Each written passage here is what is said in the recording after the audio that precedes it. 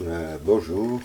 Voilà, on a un petit problème ici, courant continu, et on va essayer de le résoudre par plusieurs méthodes. On va essayer de le résoudre par les méthodes des courants de maille, méthode des courants de branche, méthode de Thevenin, et puis la méthode de superposition. Donc on va essayer d'utiliser ces quatre méthodes. La première, c'est la méthode des courants de maille. Donc on choisit une maille. On a deux mailles, donc on choisit un sens du courant. Voilà, c'est le courant de la maille 1. Et ça, c'est le courant de la maille 2. Et on va essayer d'écrire que la somme des tensions ici est 0. Dans cette maille, et la somme des tensions et des forces électromotrices, en fait, c'est la somme des deux, les chutes de tension, c'est égal à 0. Donc, on procède comme ça, c'est-à-dire, on écrit. C'est-à-dire, si on a choisi ce sens, en fait, les chutes de tension ici, le courant qui circule ici, c'est I1 moins I2. Voilà, le courant qui circule ici. Donc, la chute de tension ici, elle va dans ce sens. Ici, elle sera dans ce sens. Ici, puisque le courant, la chute de tension est dans ce sens.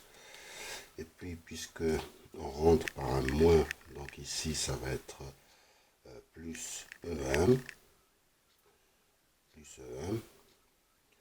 puisqu'on rentre par un moins, ça va être plus E2, et ici on rentre par un plus, puisque cette flèche montre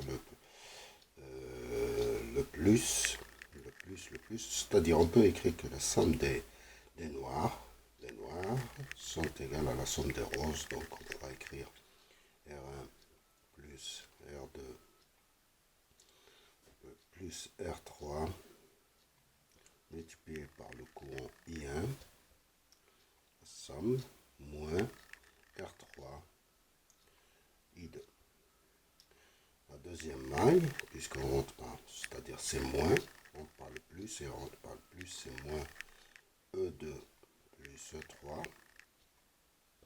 C'est égal à la somme de toutes ces résistances, R3 plus R4 plus R5 multiplié par I2, et moins R3 et I1.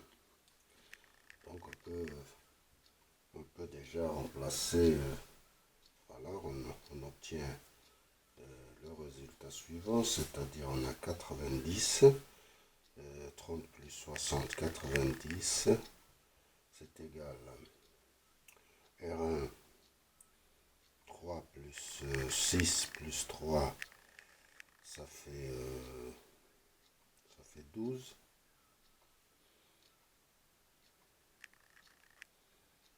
Ça fait 12, c'est ça.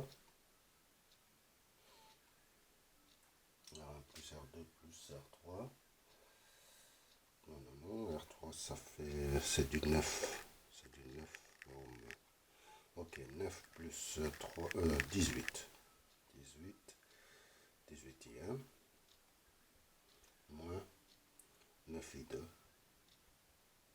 Et ici on aura moins 120. I2 plus 160, c'est égal à moins 9 I1.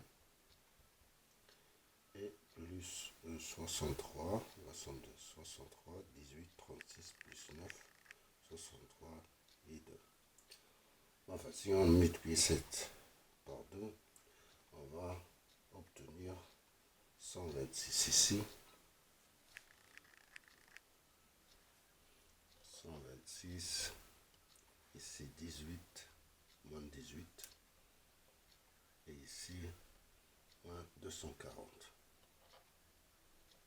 Et on résout, c'est-à-dire on aura moins 150, c'est égal à 126, 117 I2, c'est bien ça, I2.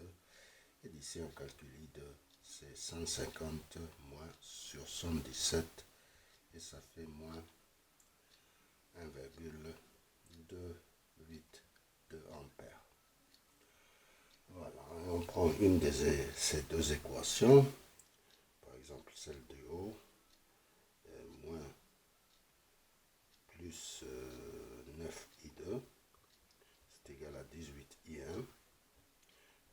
1, ça va être 90 plus 9 multiplié par moins 1,282 sur 18 et ça fait 4,359 ampères. Et d'ici, on peut calculer le I3 qui circule ici. I3, c'est I1 moins I2. I1, c'est 4,359 moins, ça fait plus 1,282 et ça fait 5. I3, ça fait 5,641 ampères.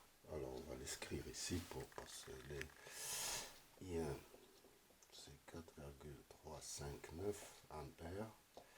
I2, ça fait moins 1,282 ampères. Et I3, c'est 5,641 ampères. Ça, c'est 4. Okay. Donc on a calculé par la méthode. Maintenant, par le courant de maille. Oh là là, c'est difficile d'effacer. Ça se complique. Je ne me suis pas attendu à ça. Ok, on va essayer quand même. J'ai choisi un mauvais. Truc là. Je le remets ici. C'est trop tard pour changer. Je continue. Voilà, maintenant on va utiliser la méthode des courants de branche. Donc voilà, courants de maille, on les élimine. Donc on va écrire justement, on va utiliser le I1, I2 et I3. Donc on va écrire les équations une deuxième fois. C'est-à-dire, on a choisi les courants de cette façon. Donc c'est la chute de tension ici, elle est comme ça. La chute de tension ici, elle est là. Le I1 circule ici, donc la chute de tension, elle est dans cette direction. Et puis ici, le I2 circule ici, la chute de tension est comme ça. Voilà. Et la tension ici, elle est dans ce sens. Et celle-là, elle est dans ce sens aussi. Il n'y a que la résistance là, c'est dans l'autre sens, je pense. Donc, la chute de tension, elle est dans ce sens. Donc, on peut écrire les équations déjà. Ça, si on choisit un sens comme ça, donc ici, on a E1 plus E2 moins les chutes de tension, c'est égal à 0. Ou bien E1 plus E2, c'est égal à R1 I1, ou bien R1 plus R2 I1, moins, non, plus qu'elle est dans ce sens, donc c'est moins de ce côté ça va être plus R3 I3. Voilà, on a écrit l'équation dans cette maille. Ici on va choisir un sens dans ce sens. Donc ici c'est moins E3 plus E2, c'est-à-dire moins E2. Les chutes de tension, comme j'ai dit, puisque j'ai choisi, donc c'est les roses. On a une verte. Donc ici on ajoute, on peut écrire, puisqu'on rentre par un moins, donc moins R3 I3. Et puis donc on rentre par le plus, donc ici et ici, donc ça fait moins. Non, ici on rentre par le moins, donc donc c'est plus. Ici, on rentre par le plus, donc c'est moins. 4 plus R5 I2, c'est égal à 0. Ou bien, c'est égal. Voilà. Donc, on a moins E2, 3, plus, c'était de ce côté, plus R3, I3, moins R4 plus R5, I2.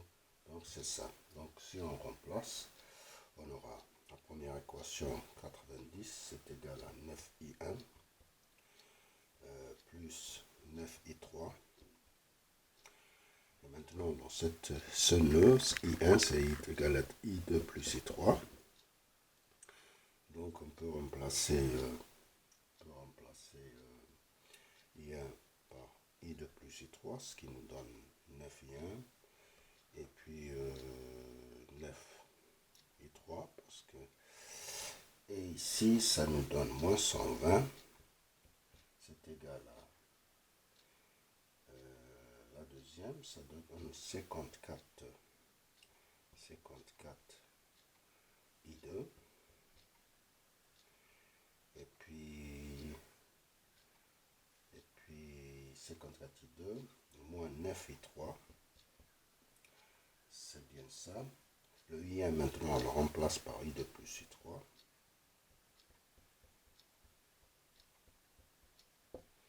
Et on aura les résultats suivants. Donc moins 120. Donc ici on aura 90, c'est égal à 9 I2 plus 18 I3. Et ici on a moins 120, c'est égal à 54 I2 moins 54 I2 moins 9 I3. Voilà, si on multiplie par 2 ici, on aura moins 240. 140 plus 108, c'est bien ça, 108. C'est moins 18. Et si on additionne, on aura moins 150, c'est égal à 117 I2. Donc I2, on le calcule, c'est moins 150 sur 117, ça fait, on retrouve le moins 1,282 ampères. Voilà, donc on l'a retrouvé, et puis on peut calculer le reste. On peut passer, on prend une des équations et on calcule, puisqu'il donne là plus 18 I3, on peut calculer I3. 90 plus 9 multiplié par 1, 2, 8, 2 sur 18, c'est égal à I3. I3, ça fait, I3 devrait être égal à 5,641 ampères. Et puis on calcule le I2, le I1, je pense, le I1 qui est égal à I2 plus I3, c'est égal à 5,41 moins 1,282 et ça fait 4,359 ampères. Voilà, on va essayer maintenant de passer à la méthode de Thevenin. J'espère que on aura le temps de faire la méthode de Thevenin. Donc, méthode Thevenin, c'est-à-dire, je l'ai ici, c'est mieux encore. Voilà, on a le circuit, méthode Thevenin, qu'est-ce qu'on fait? C'est-à-dire, on remplace tout ce circuit par, on veut calculer le I1 dans cette résistance-là, donc on remplace tout ce circuit par un circuit simple, comme ça, c'est-à-dire on remplace toutes les sources par une source équivalente et toutes les résistances par une résistance équivalente. Et puis on peut calculer le I1, c'est VTR sur RTR plus R2. Alors comment calculer VTR? VTR, c'est-à-dire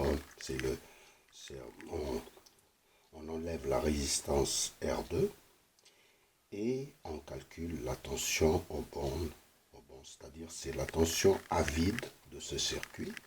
Ça c'est VAB qui est égal à VT Thevenin et puis la RTR TH, c'est la résistance vue entre le point A et B quand toutes les sources sont court-circuitées, ou bien c'est des sources de tension, c'est court-circuité, ou c'est des sources de courant, on les ouvre. Donc on peut calculer ici VAB qui est égal à VTR à vide, c'est-à-dire puisque ici on aura E1 plus E2 et moins la chute de tension ici, ça c'est notre tension R3 multiplié par le courant qu'on doit calculer maintenant. Ce courant qui circule ici, c'est en fait c'est E2 plus E3 sur la somme de toutes ces résistances, R3 plus R4 plus R5, et ça fait 120 sur 63, et ça fait 1,905 ampères. Et puis R3i, on peut le calculer, donc VTH, c'est égal à ça, c'est R3 multiplié par ça, ça fait 17, donc E1, ça fait 30, plus E2, ça fait 60, moins 17, la chute de tension 1,43, et ça fait 72,86 volts. Et RTH, on voit bien que c'est R1 en parallèle avec R3 qui est en parallèle avec R4 plus R5. C'est en parallèle et ça fait RTA, ça fait ça c'est 18 plus 36, ça fait 54. R3 c'est 9. 54 et puis R1 c'est R1 c'est 3. Donc le résultat c'est combien? C'est 7,714 ohms. Et puis on peut calculer maintenant le courant. Le courant c'est I1, c'est le courant I1, il faut aller vite. Le courant I1, il faut que j'ai le temps 72,86 divisé par RTH, c'est 10,714 plus R2 qui est 6. Ça fait combien? Ça fait 4,359. Donc on a calculé justement le même courant qu'ici. Hein? C'est bien. Et on passe à la seconde maintenant. La seconde résistance, ça va être plus R2. On va prendre R3. Ça c'est AB. Donc on va modifier notre circuit. Donc R2 revient à sa place. Maintenant c'est